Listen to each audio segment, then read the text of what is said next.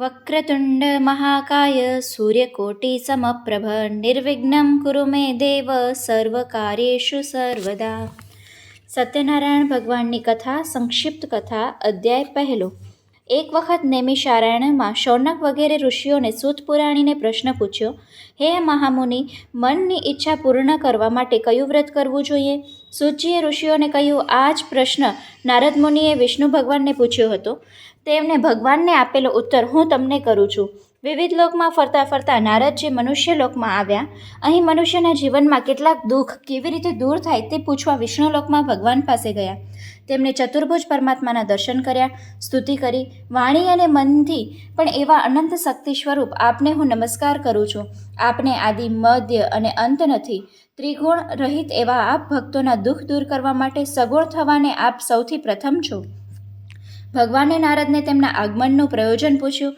નારદ મુનિએ મનુષ્યના દુઃખ દૂર કરવાનો ઉપાય પૂછ્યો. પરોપકારની ભાવનાથી પૂછાયેલો આ પ્રશ્નથી પ્રભુ પ્રસન્ન થયા અને એ ઉપાયમાં સત્યનારાયણ ભગવાનનું વ્રત જણાવ્યું. શ્રી સત્યનારાયણ ભગવાનનું આ વ્રત દુઃખ શોકને સમાવે છે, ધન ધાન્યને વધારે છે, સૌભાગ્ય, સંતતિ અને વિજય આપે છે. ભક્તિ અને શ્રદ્ધાપૂર્ણ મનુષ્ય કોઈ પણ દિવસે આ વ્રત કરી શકે છે. બ્રાહ્મણ, સ્નેહી મિત્રો સાથે સંકળાયેલ શ્રી સત્યનારાયણ ભગવાનનું પૂજન કરવું, પ્રભુને પ્રસાદ અર્પણ કરવો, મિત્રો સાથે બેસીને કથા સાંભળવી, ત્યારબાદ બ્રાહ્મણ સહિત સ્નેહીજનોને ભોજન કરાવવું, અંતે સત્યનારાયણનું સ્મરણ કરતાં કરતાં સૌએ પોતાને ઘેર જવું. આ રીતે પૂજન કરવાથી મનુષ્યની ઈચ્છા પૂર્ણ થાય છે અને પૃથ્વી પર કલિયુગમાં આ ટૂંકો ઉપાય છે. ઇતિ શ્રી સ્કંદ પુરાણે રેવાખંડે સત્યનારાયણ કથાનો પ્રથમ અધ્યાય સંપૂર્ણ. બોલો સત્યનારાયણ ભગવાનની જય. અધ્યાય બીજો.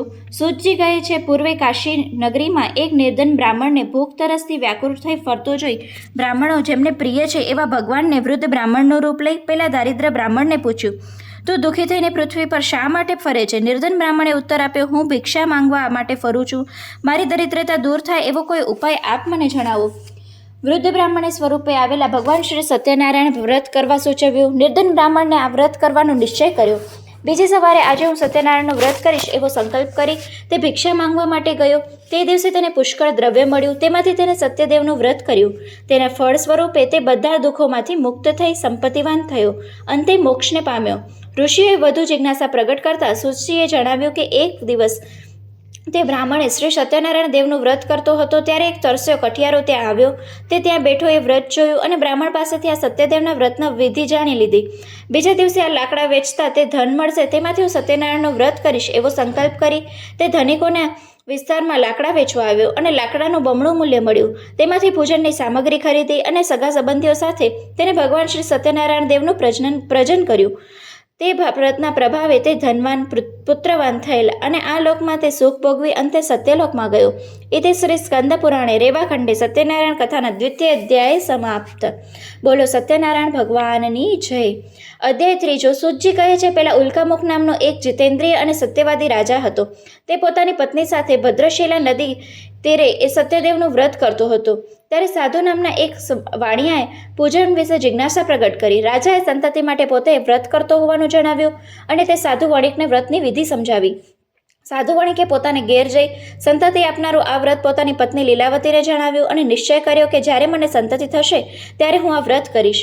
પ્રભુ કૃપાથી તેને ત્યાં પુત્રીનો જન્મ થયો. સાધુ વણિકને શ્રી સત્યદેવનું વ્રત કરવા વિશે પૂછતા તેમને કલાવતીના લગ્ન પ્રસંગે એ વ્રત કરીશું એમ જણાવી તે બીજા નગરમાં વેપાર કરવા ગયો. સમય વીતવા લાગ્યો. કલાવતી વિવાહને યોગ્ય થયેલી તે જોઈ સાધુ વણિકે તેને એક ગુણવાન સુંદર વણિક પુત્ર સાથે પરણાવી. પરંતુ તે વખતે શ્રી સત્યનારાયણ દેવનું વ્રત કરવાનું ભૂલી ગયો. ત્યારબાદ તે વણિક પોતાના જમાઈ સાથે લઈ ચંદ્રકેતુ રાજાના રત્નસાગર નામના નગરમાં જઈ વેપાર કરવા લાગ્યો.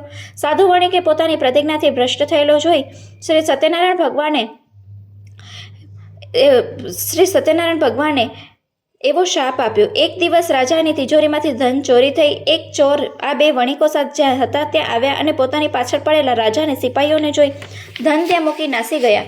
રાજાના સિપાહીઓએ રાજાનું ધન પડેલું જોઈ બંને વણિકો જૂથ ચોર સમજી તેમને બાંધીને રાજા પાસે લઈ ગયા. રાજાએ તેમને કેદખાનામાં પૂરવાનો આદેશ આપ્યો.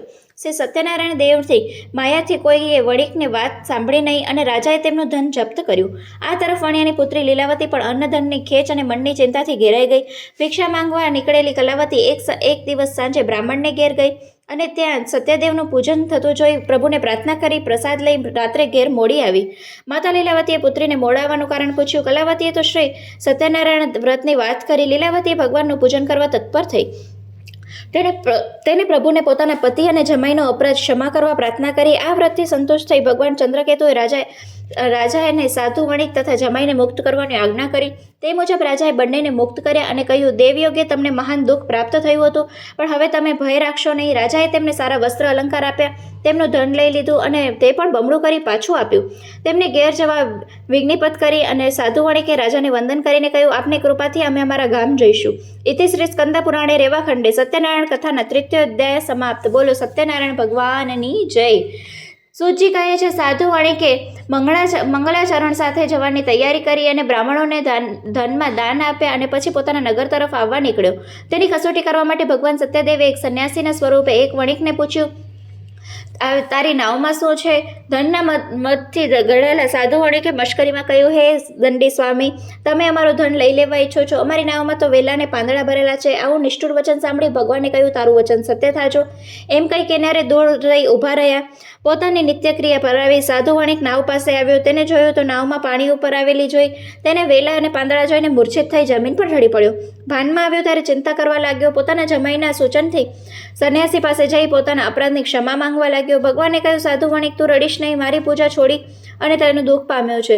સાધુ વણિકે કહ્યું, હે પ્રભુ, બ્રહ્મા વગેરે દેવો આપની માયાથી મોહિત થઈ આપના રૂપો ગુણ આદિ વૈભવને જાણતા નથી.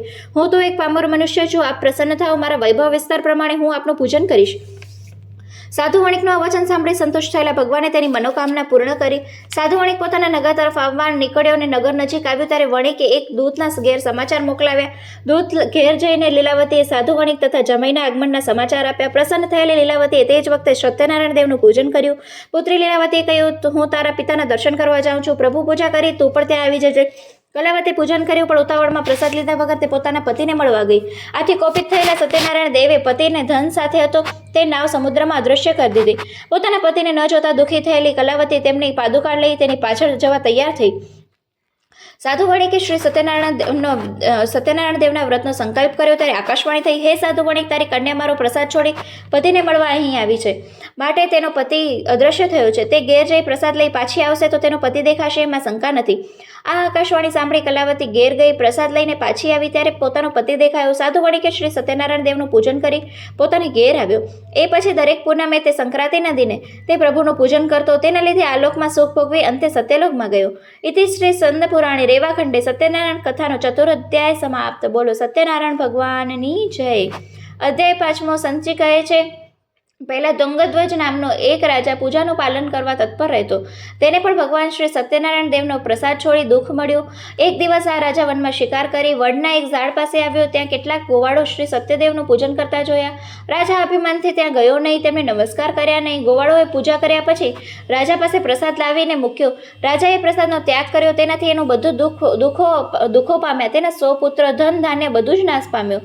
પોતાની ભૂલ સમજાઈ અને રાજા ગોવાળો પાસે આવ્યો અને ભક્તિપૂર્વકથી શ્રી સત્યનારાયણ દેવનું પૂજન કર્યું. તેના પ્રભાવથી તે ફરી ધનવાન અને પુત્રવાન થયો ને આ લોકમાં સુખ ભોગવી છેવટે સત્યલોકમાં ગયો. આ શ્રી સત્યનારાયણનું વ્રત જે ભક્તિપૂર્વક કરે છે અથવા સાંભળે છે તો તેને દરિદ્ર હોય તો ધન પામે છે, બંધનમાં પડ્યો હોય તો બંધન મુક્ત થાય છે.